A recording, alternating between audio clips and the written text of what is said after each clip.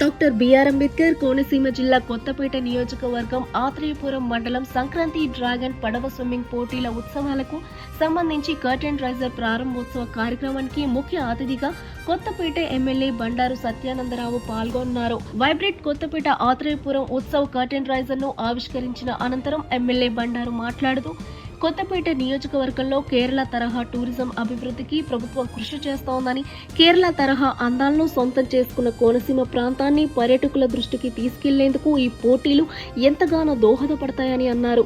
ఈ డ్రాగన్ పడవ స్విమ్మింగ్ పోటీలు గత ఏడాది మొదటిసారిగా ప్రారంభించినప్పటికీ జాతీయ స్థాయిలో మంచి గుర్తింపు లభించిందని, గత ఏడాది కంటే భిన్నంగా పెద్ద ఎత్తున sir Arthur Cotton Godavari trophy tourism శాఖ ఆధ్వర్యంలో జనవరి 11, 12, 13 తేదీల్లో డ్రాగన్ పడవ స్విమ్మింగ్ పోటీలతో పాటు రంగవల్లులు, గాలిపటాలు, లొల్లలాకుల వద్ద వివిధ సాంప్రదాయ వంటకాలతో తాడిపూడి నుండి ఉచ్చిలి ఆత్రేయపురం వరకు ఉన్న ప్రధాన పంట కాలంలో పడవ స్విమ్మింగ్ పోటీలు నిర్వహిస్తామని బండారు తెలిపారు. ఈ కార్యక్రమంలో Janasena party in charge Bandaru Srinivas, sir Arthur Cotton Godavari trophy committee అధ్యక్షులు కూసంపూడి బాబు, కూటమి నాయకులు, కార్యకర్తలు, అధికారులు పాల్గొన్నారు.